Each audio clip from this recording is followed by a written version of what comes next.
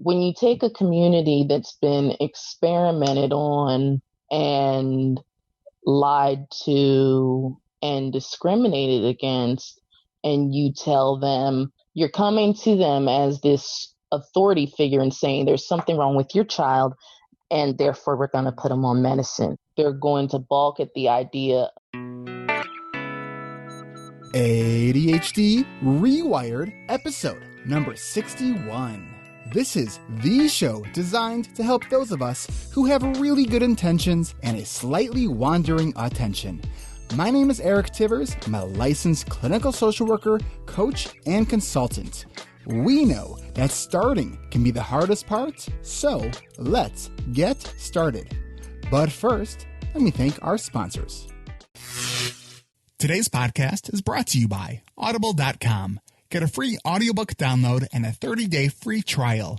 Go to audibletrial.com/ADHD Rewired. Check show notes for link. Do you need an easy way to connect with people virtually, but don't want to be hassled by downloads that don't work, connections that are complicated? Go to erictivers.com/Zoom and check out truly what I think is a revolutionarily easy to use video conferencing platform. That's erictivers.com/Zoom. Welcome back to another episode of ADHD Rewired. I am joined with my guest, Renee Brooks Guthridge, who has a blog. She's a writer. She's a wife, stepmother. She has the magical ability of making things disappear by losing them. She blogs about ADHD, Serial the podcast, and you can check out her blog at Black Girl Lost Keys. Renee, thanks for joining me on ADHD Rewired. Thanks for having me, Eric. Finally, scheduling issues are over. You know, and when we say finally, it's absolutely true, because I think this is attempt 4. Yes, definitely. Between the computer, both of our schedules, a calendar, snafus, it's been. And it was both of us too. It was completely both of us. There was one time where you had messaged me, and I think your message was, "I'm ready," and I was getting a haircut, and it dawned on me. Wait a minute! I remember seeing that in my calendar, but it like disappeared. Which was one of the indicators that I discovered that something in my wife's phone got changed, and we have a 3.5-year-old.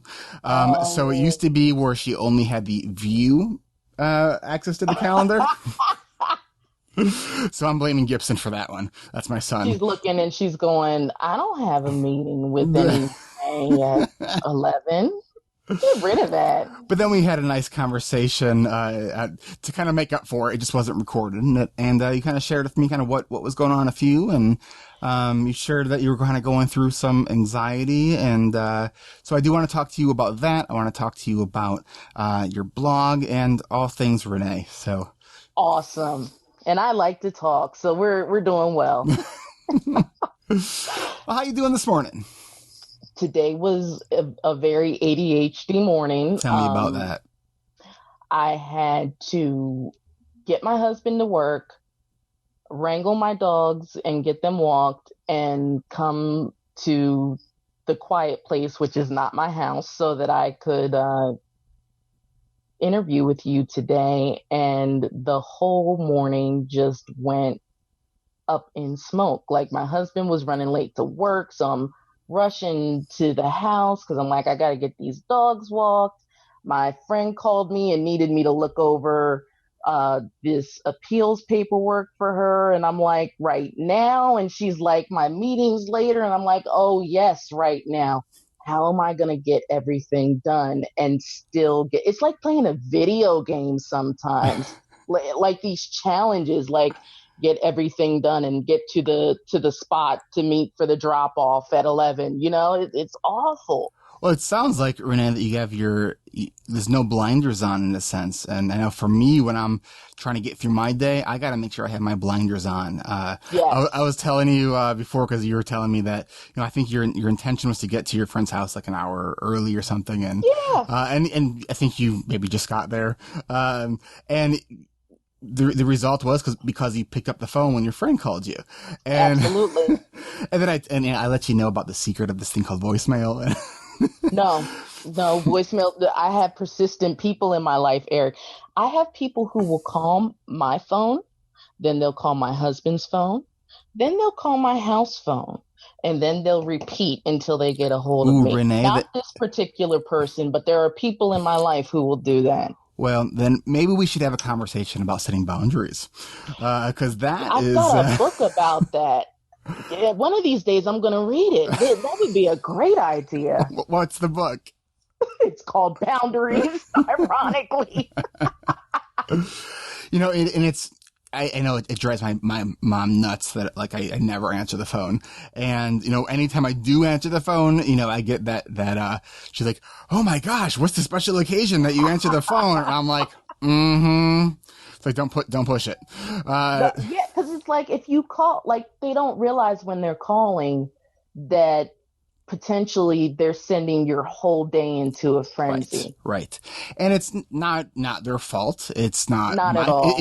it's the matter of attention shifting because, when we look at neurotypical people who have this amazing ability to get interrupted with something, put like this magic bookmarker on like right where they were, take that interruption, and when that interruption is over, they pick up right where they left off like nothing, no time's ever passed. It's like this magic trick that I don't seem to have the magical skills. They should bottle that. Who needs Vyvanse when you can have whatever that is? Well, I just call it sticky notes and writing everything down. That's it. So it's and then the delay. The other issue is then so I forget to check the voicemail, and then 2 days go past where I haven't called back, and then I'm thinking about it, and and in my head it's this huge thing. And it's like, and then I just hope it's going to go away, which it never does. And it's, so one of the things, that you may have heard on a few podcasts ago, I had said it was about the, positive thinking, kind of this habit of positive thinking. Yes. And one of the things that I stated on there is that I am known for returning people's calls and replying to people in a timely manner.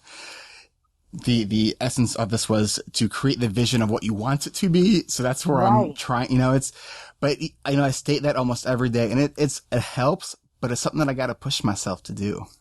Because it feels like a waste of time when you're busy sometimes. It's like, I don't have the time to do this. And it's not the person. It's just the fact that I know that I can turn a 5-minute conversation into an hour. You have that gift too? Mm-hmm. I can make time expand. I do not just make things disappear. A question that I have for our listeners is if there's any book that anyone knows about that actually kind of details how to have a 5-minute phone call. I would love to learn about that. We should write it. We'll make $1 million. I just haven't figured it out yet. Absolutely. That's all right. We're going to work on it. Maybe I need like a sound effects machine, have the fire alarm going off. Oh, yeah. My son's like, my son calling me, the crying baby, it's because I haven't figured this thing out. And it's, and I think that one thing that I have done that has worked is before I make a phone call to somebody is I'll write down what is the objective of my phone call, and I'll keep that right in front of me. And, I'll keep looking at that. And, if I realize that I'm steering off that point, I try to get back to it. And that's been helpful. But I don't always do it. And you know what? That's the key. It's like there's so many safeguards we can put in place for ourselves, and we'll be like, and if I had only put that safeguard in place, man, that would have been brilliant. You know what we need? A prison phone. 5 minutes, and you're cut off. Yes. Oh my God. You just solved it. You just solved it. Now, as long as it literally cuts off and we don't get the option to go, oh, just one more thing. No.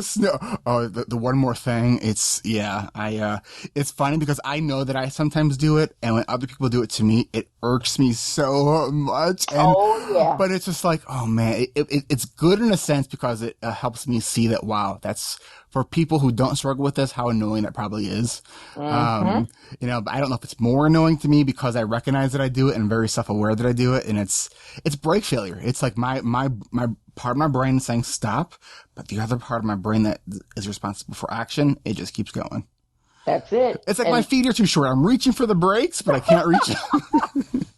it's like when you lock your keys in your car and you shut the door just as you realize they're in there, and you can feel your Oh, fingers brushing the handle as it clicks it's shut. the slow motion. No. No, Click. click.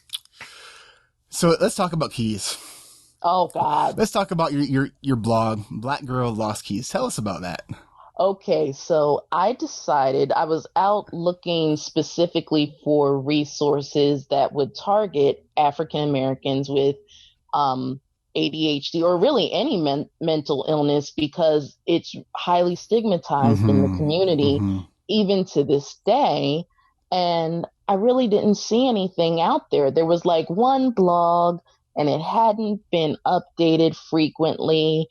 And I'm like, maybe this is why we always hear, oh, only white people have ADHD, because they're the only ones talking about it. So I'm going to make a blog. Well, if you go to any of the ADHD conferences and really any conference that has anything to do with mental illness, Mm-hmm. it's a sea of white people. Yep. It's like you'll see your token black person there, maybe a couple of them, Yep.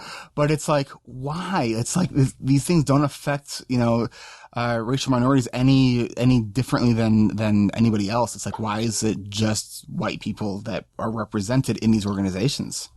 It's almost like we're trying to put on such a show of strength that Hmm. it would be like putting our weakness out there, and we can't do that. I know in my Hmm. family, like I've kind of like black sheeped myself to a certain effect by being so open about it. And I know my family, and I know several other families that have a deep history of various mental illnesses, like serious ones. I have a relative who's schizophrenic. I have another relative who's bipolar. So we're not talking about, what some people might consider like just the average light depression. Hmm. We're talking about the big ones that can really hurt your progress in life. Hmm. It's not as simple as just taking a pill. And in learning about that, it really kind of led me to these conversations with people about the reason why we had gotten to that point. And after I had completely worn anybody who would listen to me out, I felt like, you know what, if if I'm still feeling the need to talk about it, then I need to put it into writing. And if I feel this need, I know that there's other people out there who need it too, and maybe they'll feel safe. So let me ask you this. So here I am as a white person saying it's just great that you're doing this blog. It's clearly so needed. What's been the the response from your family, from your friends, from just the African American community in general? You know what? It's funny. My mom and my grandmother read my blog religiously, and it's hilarious because they'll call me up and be like, I never knew you went through that. And I'm like, you were there for some of this. How did you miss these things? Like, Wow. what were you guys doing? Were you looking off in the other Like direction? what were some of the things that they said that you wrote about that they didn't know about? Like, I think one of the blog posts that I wrote, I talked about doing homework. Homework was a big deal. I went to private school, and my grandmother would pick me up after work. My mom worked second or third shift at the time. She was a forklift driver. She's awesome. She can drive as well backwards as she can forward. Anyways, moving on. Um, I would have to sit down at the dining room table or the coffee table and sit there until I had finished my homework. Hmm. 4 or 5 hours later, I would be done. And I said to my mom the other day, like, how did you guys not know that there was something wrong with that? Why, uh, you can normalize anything, but, it was the, the way that teachers approached my ADHD was in a way that was very, it really alienated my mother and cut her out of the process How as so? far as what happened to her child. Um, I know one of the meetings she talked about, she walked into this meeting about me and my ADHD, and it was her versus 7 teachers, Hmm. a student counselor, and a principal. And it's like, you've tested this child. They tested me without her prior knowledge or Hmm. permission. So you tested this child, you didn't ask for my permission, and now you guys are here to gang up on me and bully me into forcing my child to take medicine that you're not even sure what these side effects are. I know some kids Well, on Ritalin. at a school meeting, I mean that they're not even allowed to suggest medication. Isn't that something? Like, isn't it, if anything, it's funny to look back on it now and go, wow, how everything has How long? changed since So then. how old are you? And when were you in school? Just to get some context to that. I started kindergarten in 1990, Okay. and I think this would have been 91 Okay. that they were first looking at a diagnosis. 91, maybe 91 going into 92. Okay. So, actually, you know what? I started kindergarten in 89 going into 90. So yeah, it would have been 91.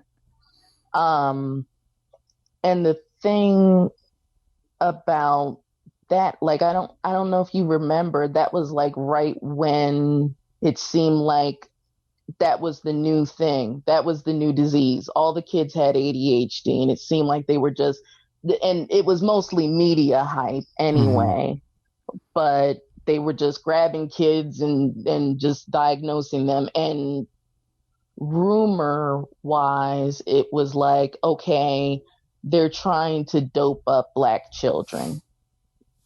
They're trying to diagnose us with this thing and say that our kids have it, so they give them drugs because they don't want to deal with their behavior. Hmm.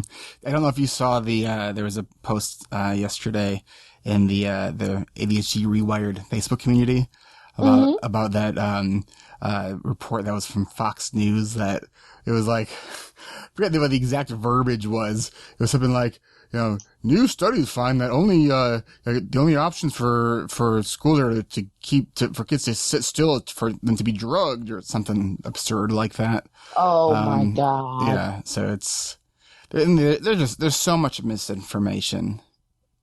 Absolutely. And like, I really feel like my family was a victim of that. They were a Mm. victim of rumor, misinformation, and poor handling, poor boundaries, um, with the school. I was speculating. It just seems like, private Christian school with single Catholic mother, maybe they felt like they knew better than she did. So your school was a private school; it wasn't a public school. It was a private school. Okay, I don't know what the laws are for that in regards to medication. But I know they are a little bit different, just in Well, general with the IEPs and everything.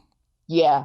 Well, the first time I was diagnosed, it was private. The second time, it was public. And Okay. I actually just found out about the first diagnosis this year Oh. because I was saying to my mom, homework, this homework thing. I'm surprised they didn't catch this in private school. Mm-hmm. Why did it take until years later when I was in public school for them to figure out that it was ADHD? And she said, what are you talking about? And I said, well, what do you think I'm talking about? I'm talking about the fact that they never caught it. And she said, why do you think I never liked this particular teacher? Because she said that you had ADHD. And I said, well, honey, I'm sorry. She was right. She was right. So But, what do you think drove her kind of not wanting to hear that? I think with the mental health or just health industry in general and the Black community, there's like this history of mistreatment. Can you talk a bit about that? Because I know that you were sharing some things with me about that when we were first talking, and I was like, "There's a whole history here that I think I don't really know."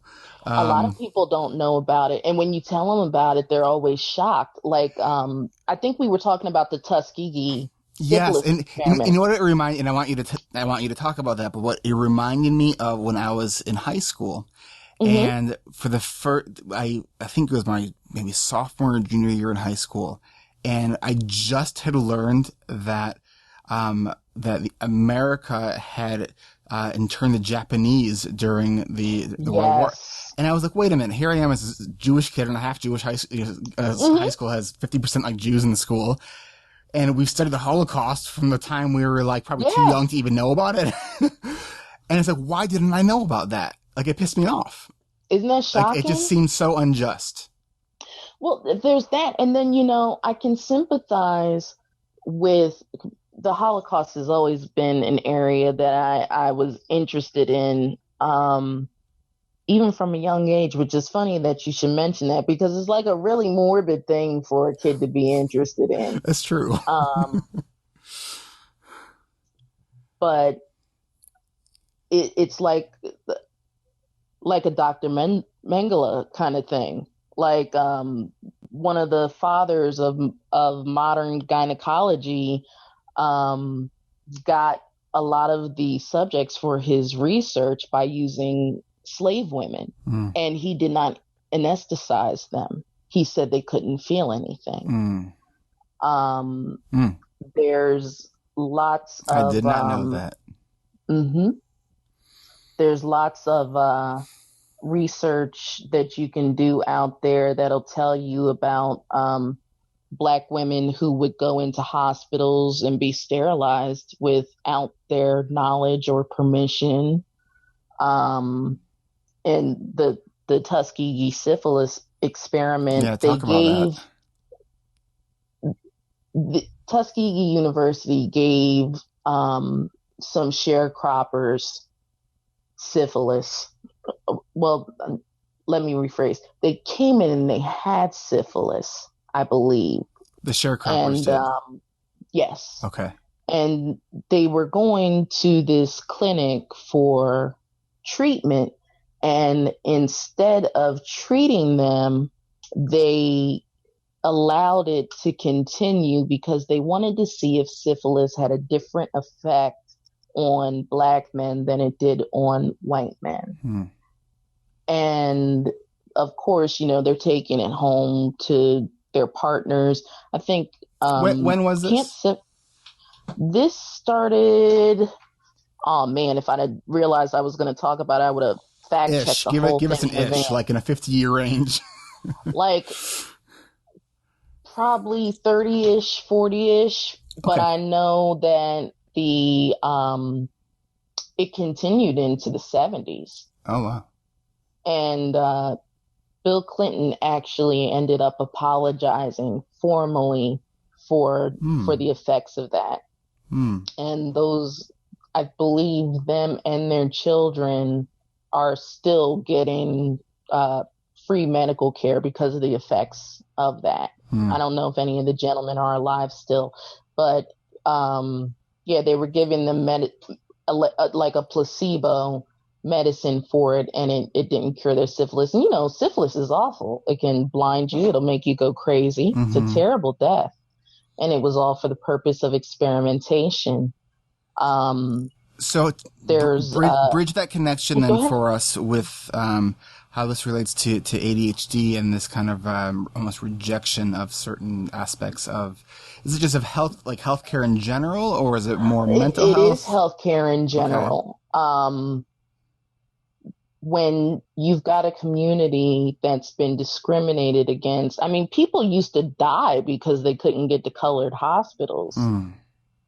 When you take a community that's been experimented on and lied to and discriminated against, and you tell them you're coming to them as this authority figure and saying there's something wrong with your child, and therefore we're going to put them on medicine. They're going to balk at the idea of you thinking that you can approach them and take their children and medicate them, especially like when you're a minority and you're being oppressed, there's so little that you have control over in your life, and one of those things is your children. Yeah.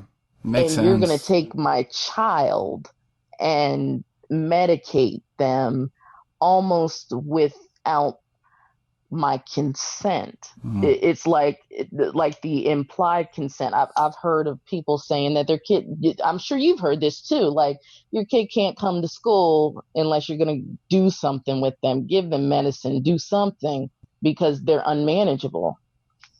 Um, so it was really problematic for my mother to have to look at that and say, no, whatever it is, we're going to figure something else out. So she took me to my pediatrician, who she trusted, and said, they're saying that Renee has this ADHD thing. What's your take on it? Super old school doctor. He said, give her more responsibility. That'll sort her out, Mm. which did not. And Probably just overwhelmed your executive functions and absolutely, like it just had the complete opposite effect. Mhm. And it really, it really did nasty little things to my school career and had some ill effects on my self-esteem, just like anybody else would have when they deal with ADHD over a lifetime and it's untreated. Yeah. Like you hit that wall. Like I hit the wall academically. I hit the wall in my career. I hit the wall when I got anxiety and had to leave my job. I hit the wall when I got married. People talk about hitting the wall once. I want to know who can just hit the wall once. I think that they're at some advantage that I haven't been given, because I feel like I'm a perpetual wall hitter. But it also sounds like you're a perpetual kind of resilience, kind of pushing through, working around, and trying to either get around that wall or kind of plow through that wall because you keep moving, you keep going forward. Definitely. And you know what? That's another thing that's expected. Of course, I don't speak for the whole Black community. I'm speaking for myself and my own experiences being Mm-hmm. Black. But I think that's something that's to be expected as a Black woman. We came from slavery, we came from oppression, and we're still here. Yeah, life is tough. You keep pushing and you survive. You Mm-hmm. find a way to do it, whether you gotta sing, scrub toilets, do whatever, but keep pushing so that the next generation won't have to push as hard. Like that's the expectation that we were raised with. So how do you think if there is this, I mean, you definitely embody this sense of grit and resiliency that I think is very respectable and Thank you it's all, I so mean, it's awesome, much. truly, truly. How do we take it from there and open up to the vulnerability piece of being able to talk about these hard things? Well, for me, and it's not always easy to share, but I found that in sharing my story, it allows somebody else to feel like, wow, I'm not as screwed up as I thought I was. Like I got a message from a user when I first started blogging, and she said I was up all night reading everything that you wrote because that's my story.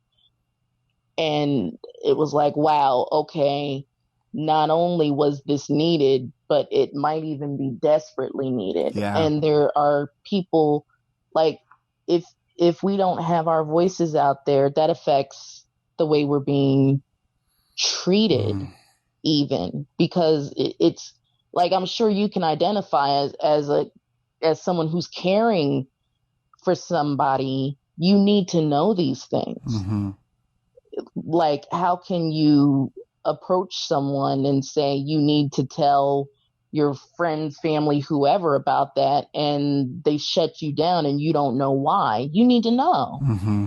Mm-hmm. So it's a community problem. It's not just the name of the blog is Black Girl Lost Keys, but we need teachers to know about this. We need principals to know about this. We need law enforcement to know about this. Like, we need everybody to kind of join hands and come together on destigmatizing that, because it's a problem.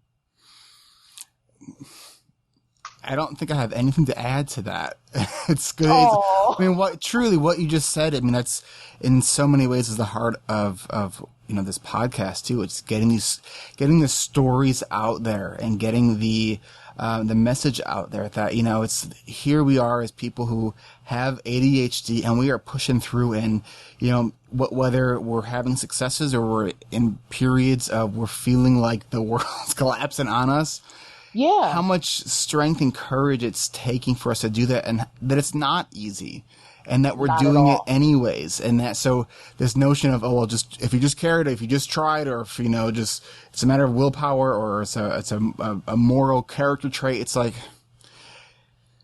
we have to take I think just a deep breath with that and say, okay, here's a person that's coming from what they believe. How do we first understand why they believe what they do, and then Yes. how do we share our story, kind of one story at a time? Because it's not going to be won by yelling. It's not going to be won by shouting we're right and they're wrong, even if that's the case. Yes. You know, We know we're right. They just don't know it yet. and won't they feel silly when they do? Well, if they don't, they should. And I'm, I think that a lot of the people that especially my clients that I work with, I see this probably most often in dads, that the family's coming to see me for their child, mhm. and the dad's kind of skeptical about this whole Oh ADHD my thing. God, yeah. And so the things I'll hear that come out of their mouth, I was just like that when I was a kid. And, he can focus for 8 hours on that video game. It's like, Oh don't my tell me God. he has a problems with attention. It's like, well, I can understand how that feels. Then you really explain and kind of break it down. And I think part of that is this frustration of, maybe it's the dad had to work so hard to get where they Yes. did, and maybe not even recognizing that, wow, you had to work way harder than most, and like that, that took a lot out of you. And so there's this almost resentment in some ways to when he Like, sees. why don't you have to work as hard as Yeah, I work? That's just the yeah, way life is. And you know what? That might be a good explanation for some of the resiliency too, because as a Black child, oftentimes we hear, to be considered as good, you're going to have to work twice as hard and be twice as good. mm-hmm, So you go in with that expectation already because of your skin color, and then throw something like this on top of it, and you're like, you hear, why can't you pay attention? Like the same things that everybody else would right, hear, but it's a different dynamic, because like, I think that as a white family, when they see the evidence, would be more ready to acknowledge it. Whereas a black family will be like, okay, you let those white people tell you you have ADHD if you want to, Right. but you just have X, Y, and Z, and that's the problem. And you don't need to be dependent on medicine. And there's a lot of very conservative religious people in the black community. So then you're bringing that whole thing in that everybody deals with. Does Jesus want me to take medicine? Well, if you're doing your biblical research, Luke was a physician and Paul told Timothy to take a little bit of wine for his stomach. So we can just throw that whole thing out the window if you're going to educate yourself about it. So there's so much misinformation about Mm-hmm. everything out there. Mm-hmm. And because ADHD affects every facet of your life, what can you do? You know, a couple of years ago, there was an editorial put out by Russell Barkley, who's, you know, a prominent researcher. Oh, he's brilliant. And he discovered a manuscript that was in German that was basically the first written documentation of what is now considered ADHD, and this was in the 1700s. Isn't that something? And what happened with this physician who had really studied and documented what is now referred to as ADHD is that he was shunned from his community because they view this doctor as giving excuse to people who had poor moral character and were giving into the devil. And it's when you think about the roots of that, it's in some ways it's like, okay, so where would that come from? Is it from the not understanding the notions of invisible disabilities, especially when it's one that can be inconsistent, when you have, you're able to perform really well in one setting, but not the other. Yes. When, you look at behavior as something that is of, I'm not a religious person, so I don't want to say the wrong words and offend people who are. You know what? ADHD people, we're not easily offended anyway. And when we tend to get over real quickly. We forgot while we were pissed off anyways. Just say it. You're not going to offend me. You offend the listeners, I can't do anything about that. But me, you're not going to offend. It's just, I just think these the beliefs and the thoughts that we have about why we think and do things are so much deeper than I think a lot of us even realize. We're constantly faced with a lot of this media stuff about, ADHD is a myth. It's made up. It's like, and yeah, it frustrates me when I see that, but, I'm trying to look at this from, okay, where does this really come from? And, because I think in order to address it in an effective way, we have to understand where it really comes from. What's perpetuating this belief? Like, what's going to motivate someone who is even a doctor to write a book that's claiming that ADHD isn't real? Like, what's the real motivation behind that? Don't get me started on that Psychology Today article. Eric Tivers, we will be here till midnight. Well, oh my God. You know what? And let's just give a little background about that. Yeah. You go right ahead. All right. I can't even touch it. So, and I think in a few previous episodes I had sort of mentioned it, but then we didn't get into it. Mm-hmm. So there was an article, something about ADHD isn't real, written by this doctor, and everything in the article was my favorite line was something to do with there's not any science that suggests that this is a real disorder, which was really, that's interesting. It's like, where are you not looking? Because it's one of the most researched disorders in all of mental health. Oh my God. And then what was most absurd about all of this is when I posted my views on the Psychology Today blog, because as a clinician, I have a listing in Psychology Today. I get referrals for them, so I'm thinking, wait a minute, this is not okay. And so I wrote a strongly worded letter,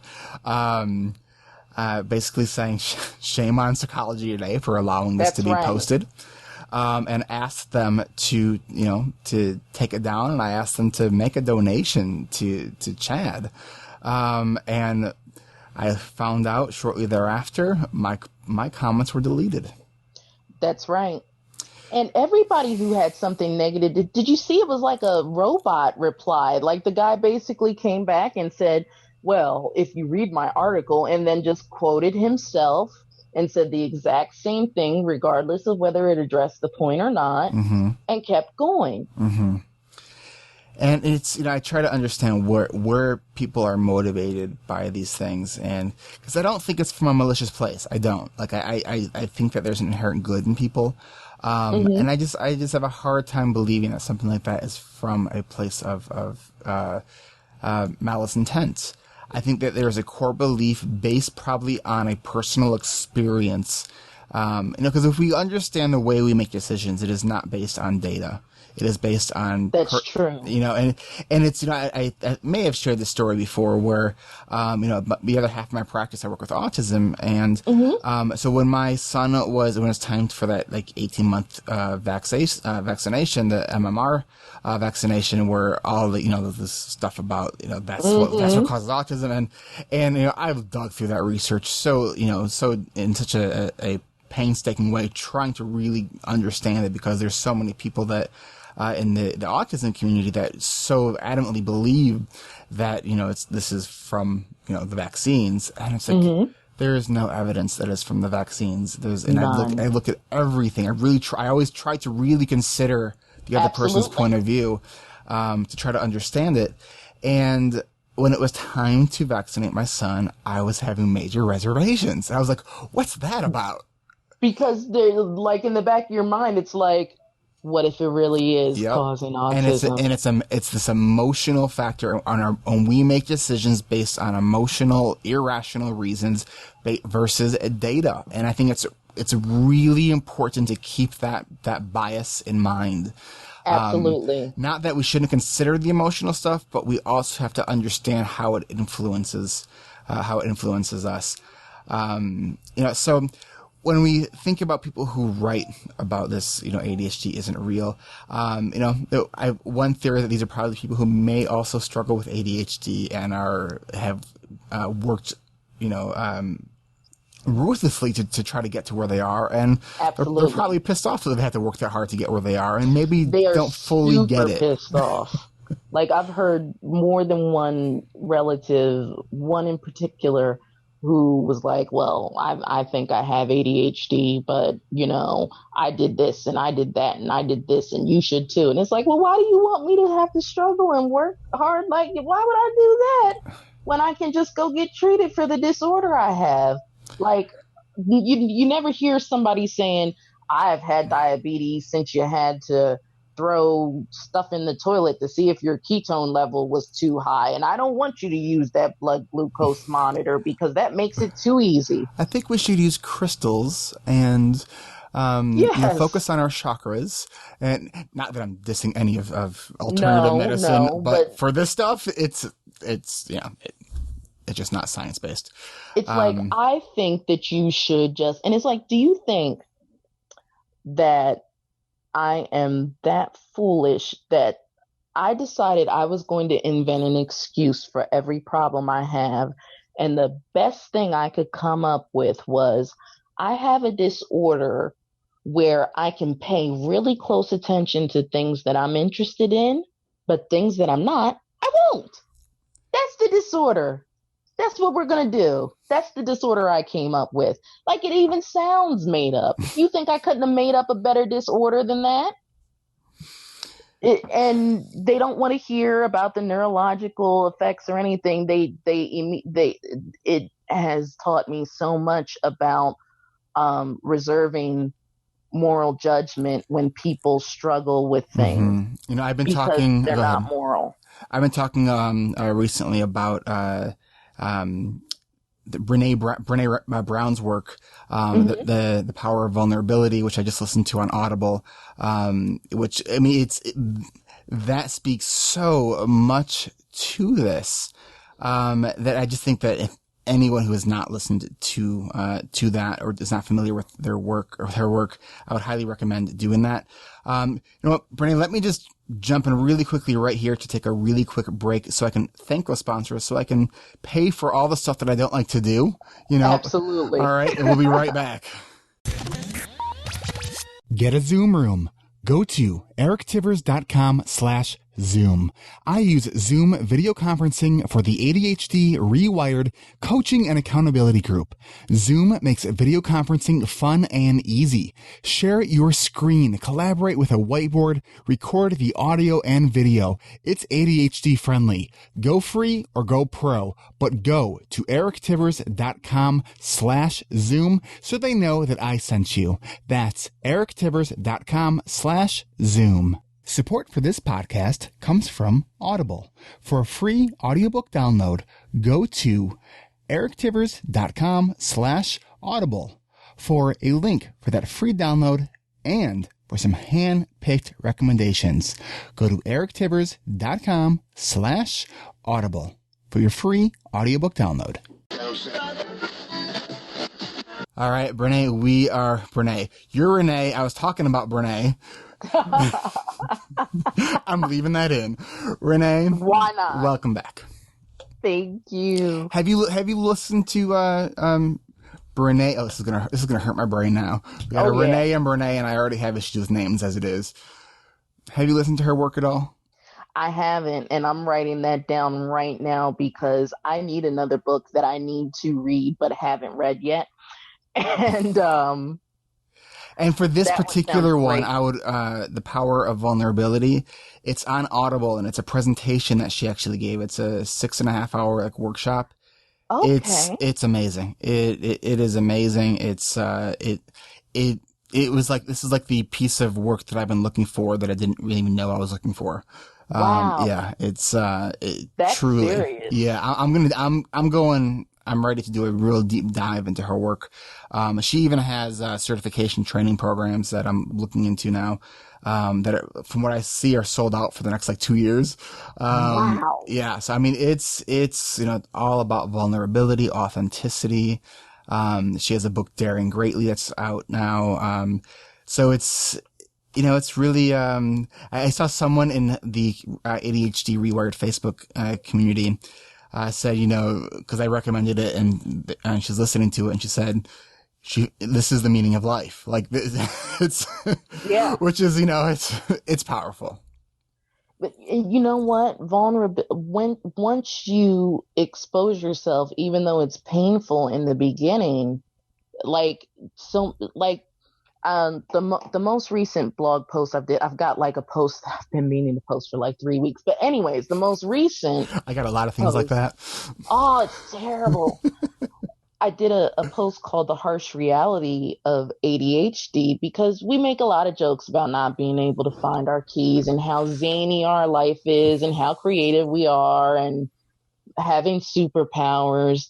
And I think sometimes that has something to do with why neurotypical people don't take us seriously, because we're so ashamed of these qualities that we have, that we're afraid to expose, that be vulnerable about these things that we're struggling with for real. I agree. I think if we're being really honest with ourselves, I think that is a understandable ego defense mechanism. Absolutely. And I decided, you know what? I was having a very sucky day. And I said, you know what? I'm just going to put every single irritating facet, shame-sucking facet of my life with this disorder out there. Here's what's really going on with my finances. Here's what's really happening with my relationship. This is all the reality of having this thing. It's not all funny. It's not all cutesy stories about how I barely made it to the church on time. It's not how I managed to get married when I bought my husband's ring 2 hours before the ceremony, which is a true story, by the way. That's awesome. Love you, honey. Like, people need to know that we're really suffering sometimes. Like, there's a lot of Yeah, triumphs, yeah. but there's like the tragedies are really serious And that problems. shame piece, it's so deep. I mean, I experience it myself. It's every time I have that phone call I didn't return, or that Yes, promise that I didn't keep, not intentionally. It's like a knife in the heart. It's that absolutely. what's wrong with me as a person. Versus like, okay, you got to kind of separate Yes. behavior from person, and it's hard. It's hard. And then it's funny because we'll encourage, well, it's not a moral thing and you shouldn't judge me morally, but inwardly we're going, you are a moron. Look at Mm-hmm. what you did all over again. This is just like the last time you did this. And we just beat and beat and beat ourselves. And we're all so witty and we're all so creative that we can disguise that. Walking around, and the average person would never know how badly we're suffering. Like, I think of Robin Williams and I'm like, that guy had so much suffering in his Yeah. life, Yeah. Yeah. but he brought all that joy to people and they never took the time to notice how much he was really suffering. Mm-hmm. Makes me kind of think about the self talk that's in our head, and often the not so nice kind of self talk. I just Yes. listened to the audio book 10% Happier, and it was Ooh. really good book. Talks. So he's this guy who's and I can't remember his name for the life of me. He was a news anchor, and he had like a panic attack on a live broadcast. Oh my And God. so he starts, and he's a total like skeptic of everything, and so he starts exploring the world of meditation. And Wow. so he's exploring this totally through the lens of skepticism about everything, and really finds and really found the value of meditation. And it was funny because he said that in his the intro to the book. What he wanted to call the book was "My Inner Voice is an Asshole."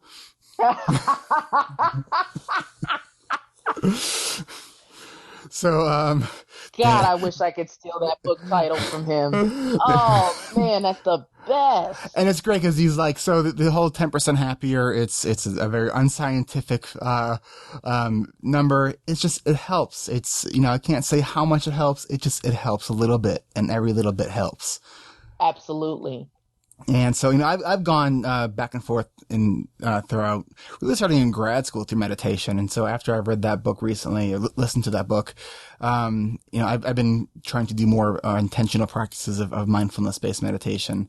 And I always find it's hard at first, but it becomes sort of automatic after you do it for a while. And a part of that is just kind of noticing those thoughts, you're not good enough, here you go again, and just kind of noticing them and not just taking them, don't take them for face value. They're, in a sense, it's a chemical reaction in our brain that happens to be marked with language that we can understand. Yes. Isn't that interesting? It's fascinating if you think about it. You know what?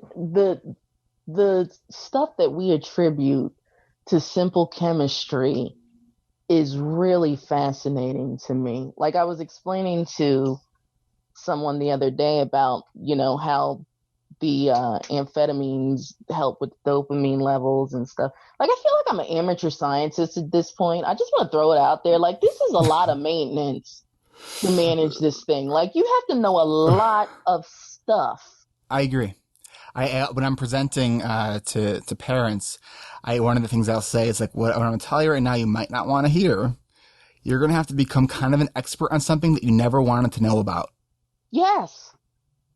I mean, like, you find out something and you're like, that's because of the ADHD too? God. But it helps create that separation between person and brain, even between mind and brain. Absolutely. Because by the time I got diagnosed for the third time, which was when I was 25, and I I was in the middle, I was getting treated for depression, and I was just, standard rambling on about childhood, trying to figure out where this depression thing is coming from. And I just randomly threw out ADHD. And I'm like, yeah, they said ADHD and blah, blah, blah. And I'm going on. And she said, stop, wait, go back to that. You have ADHD? And I said, well, they said I had ADHD. I don't know if I have ADHD. And tried to keep on. She said, no, no, no, no. We're stopping the session for today. You need to go over to my colleague who is an ADHD specialist, and we need to get you tested for this.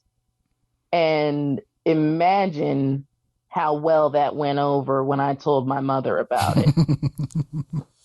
She's like, oh, here we go again.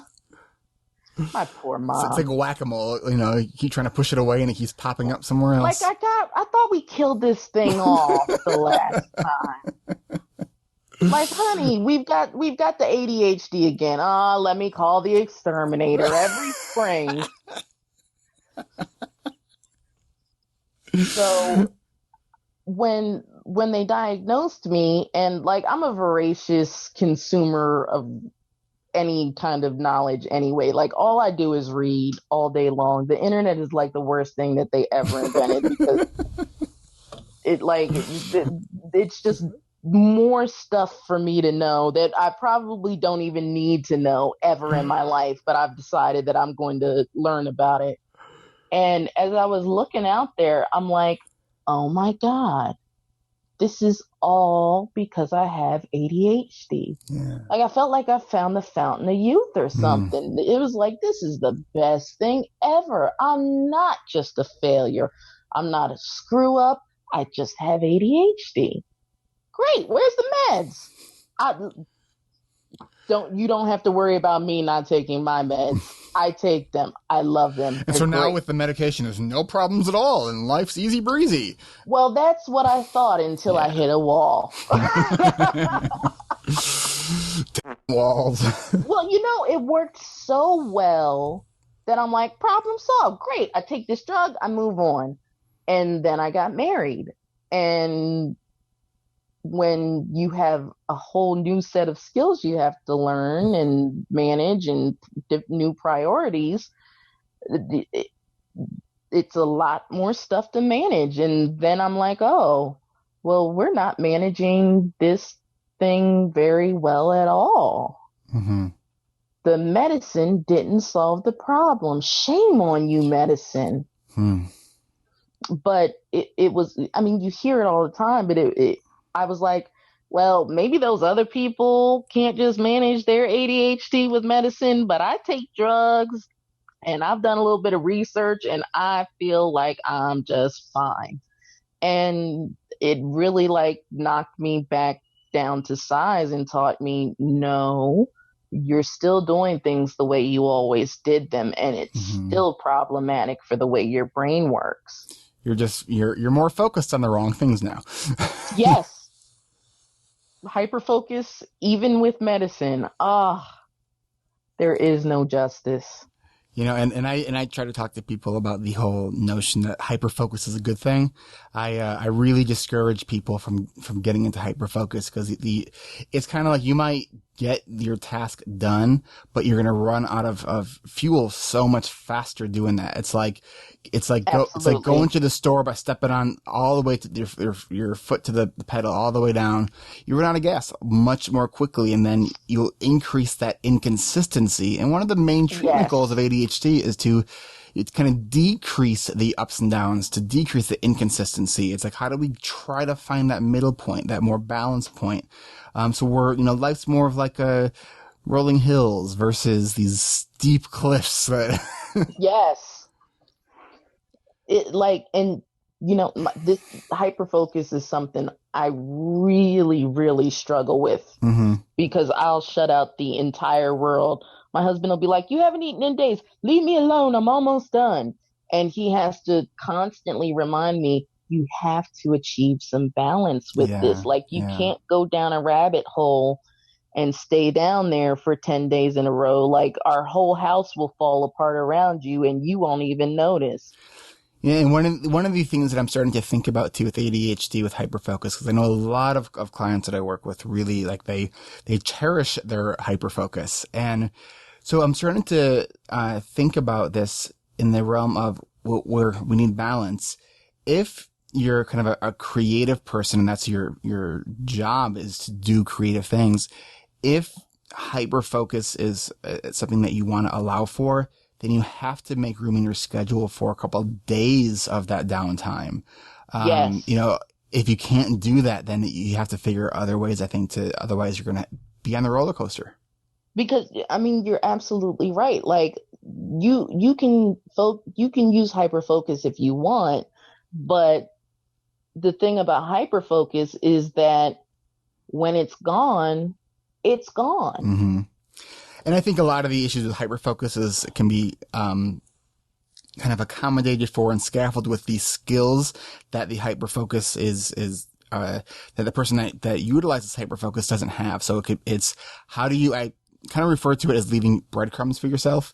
You know, so I think Yeah, one of the areas one of the reasons that people hyperfocus, and, you know, I used to do this a lot myself, is because I don't know how I'm going to pick it back up where I left off. Well, then that's a specific problem to solve. And it takes absolutely. a minute or two. You write yourself a couple notes. And yeah, it takes a little effort. Absolutely. And it's boring, and every part of my brain is like, oh, do I really want to do that? I should just keep working. It's like, and I have to keep fighting Hmm. against that, you know? And so when I write those notes to myself, what was I doing? And then what would be my next like step or two? Then when I go to resume that task, like I know what to do next. And like, so that was a big aha for me, when I started realizing that hyperfocus is not the best thing. Because what I was doing is I was rocking it and I was getting all this stuff done. I mean, I was like a rock star with productivity. And then I would go for like a month and I wouldn't do a damn thing. Yep.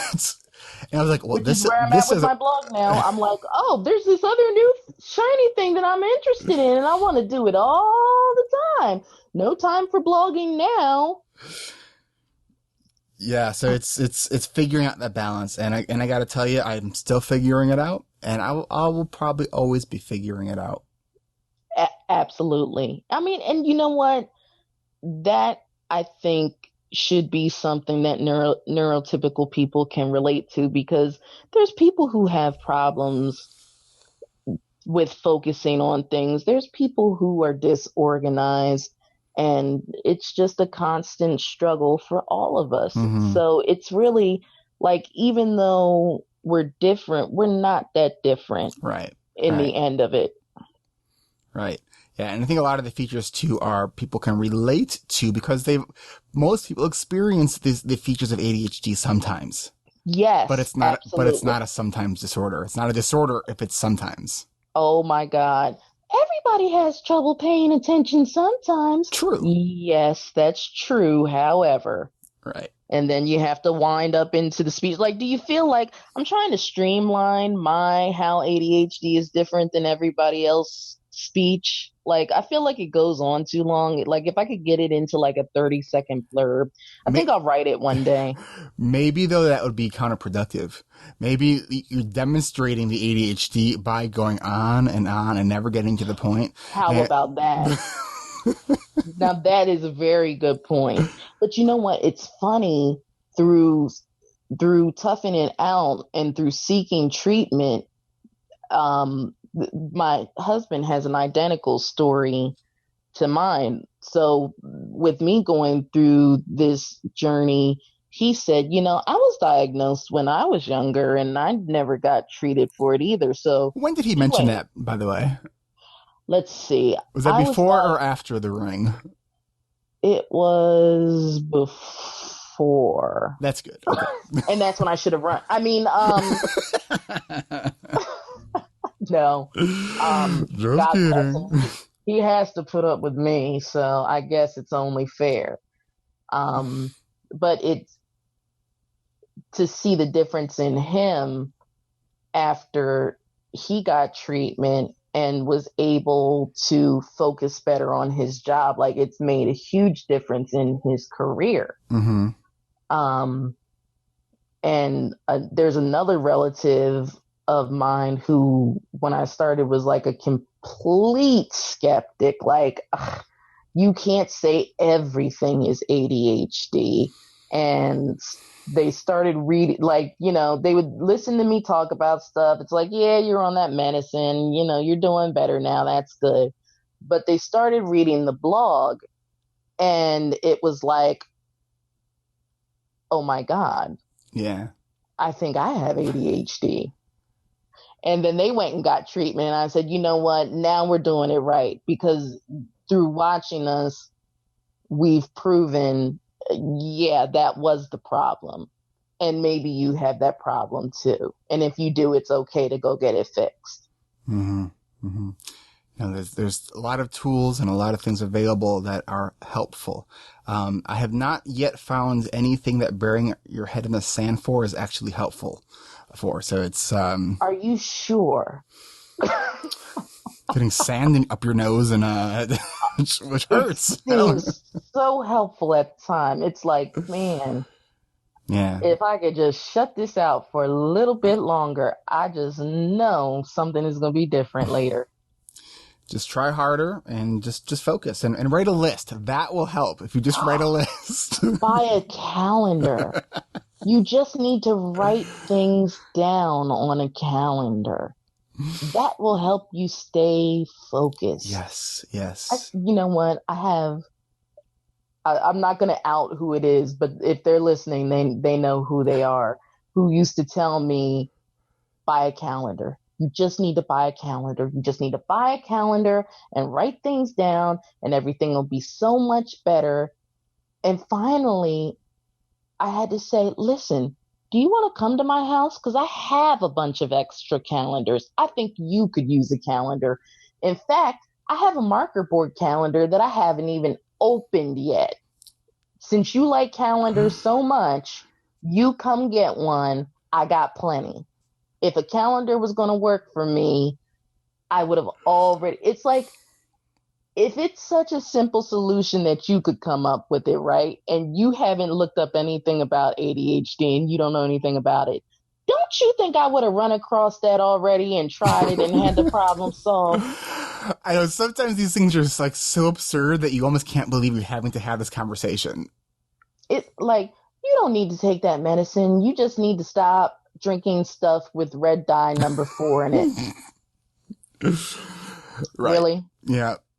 That's it. And get like rid of the only valid thing that I could hear somebody say is, you don't have ADHD. You just need to stop eating lead paint chips. That I'll buy. Anything else? That person has a point. That person has a point. Everybody else can just be quiet. Oh. Renee, this is fun. I'm looking at the time and I'm realizing we're at an hour and 5, and by the time, for the people listening, this will probably be at like an hour and 7 because of the intro stuff that'll be added on. So in consideration of other people's time, I'm just imagining how people are like, oh man, it's already been an hour. I'm late. Yes. I know I wanted to leave just a tiny bit of time for the random question round. Okay. All right. Sounds good. All right. So it is time for the random question round, which is the part of the show that has nothing to do with ADHD, which then paradoxically has everything to do with ADHD. It's amazing that certain things that I can just memorize, that's one of them, but most things that are of importance I can't. So, it just flows. So, my first question: give me an invention, something that's gonna change the world that you have created or will create. A filter on dryers for socks so they don't get lost.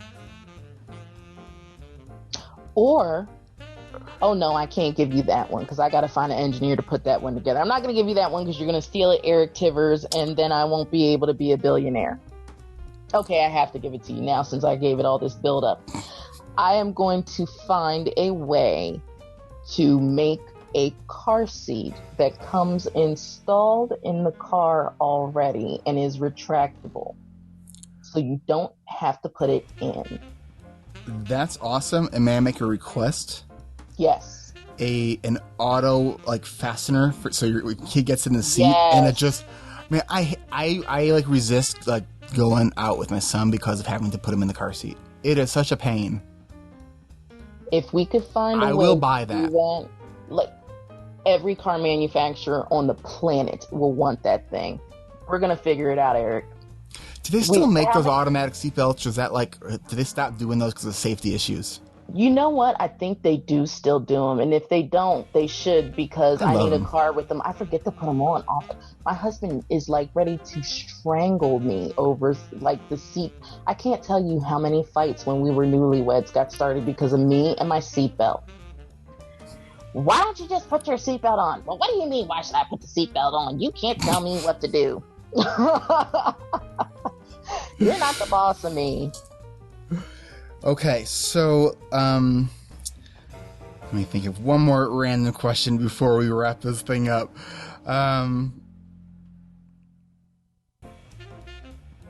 Each time I do this, I keep thinking, maybe I should plan ahead for this part, but then that's just, That takes away from the spontaneity. totally. But then I find that sometimes my brain just goes blank, which is happening right now. All right, here's the question. Mm-hmm. You just got tapped to create a children's TV show with puppets. Tell me the name of the show and what's the premise of it. The Spaghetti Squad, and it teaches kids about healthy cooking. I like that. And the foods are superheroes. That's why it's the Spaghetti Squad. I like it. See, look, I've given you $3 million ideas already, Eric. What more do you need? And you think about how nicely that would fit to like the commercial investment with like detergent commercials, Oh, yeah. So then they have the commercial where like the spaghetti gets everywhere and it comes out all white and everything. Yes, and then he's posing beside a bottle of Tide or whatever. Dude, we've got the ideas. All we need is the financing. And the implementers. Exactly. I'm the idea Neurotypical person. People, where are you? Neurotypical people, come out wherever you are. We need one of you. We appreciate their value to society. Absolutely, we do. Like, here, I'll come up with the idea. You do all the stuff that I can't do. That's why I pay for a biller. That's why I pay for a person Yes. to do my the post production of the podcast. Like, I can do it, but it's so boring to me, and my brain just shuts down. Why do it? Then Yep. why do it? Yep. It's like too much to try to force yourself into. And it. I believe that only I can do this with my voice. There are other people who can and are better equipped to do the other piece of it. I agree. And this is my same argument for why I need a housekeeper. And I'm glad you've agreed with me and it's recorded. So now I can push this over to my husband. I agree. See, Eric pays for somebody to do the post-production for his podcast because it's just easier. It leaves him more room for creativity. And that's what it will do for me too. We'll end on that. Renee, tell everyone where they can reach you, where they can find your blog, and You can any find final me- words. Absolutely. You can find me at blackgirllostkeys.com. You can find me at facebook.com/blackgirllostkeys. On Twitter, my handle is at Rosie, ROSEY, Trellis, TRELLIS. So I'm easy to find and I'm very responsive. I'm always on social media. So you should get a quick response. Well, thank you. And remember, all the links to everything that Renee just said will be on the show notes for this episode. And Renee, thank you for spending the hour and change with me. This was fun. I don't Yes, want it to keep was. it going because we know starting can be the hardest part, but man, stopping is a close second. It really is. So with that, thank you. You're welcome. Thank you. Thank you for listening to another episode of ADHD Rewired. See a full outline of this episode with all the links and other resources mentioned at ADHDrewired.com. Help support this podcast by checking out my sponsors at erictivers.com/Zoom and erictivers.com/Audible. And next time you shop Amazon, use the Amazon search portal at ADHDrewired.com. I know how hard you're trying and how frustrating it can feel when it seems like it's not enough. Learn new productivity and time management skills in a safe, supportive, and shame-free environment. Join me for the next ADHD Rewired Coaching and Accountability Group. Summer sessions are coming fast. Go to coachingrewired.com and let me know you're interested. We'll set up a time to talk, and together we'll decide if this group is right for you. That's coachingrewired.com. Thank you to everyone who filled out the ADHD Rewired ebook survey.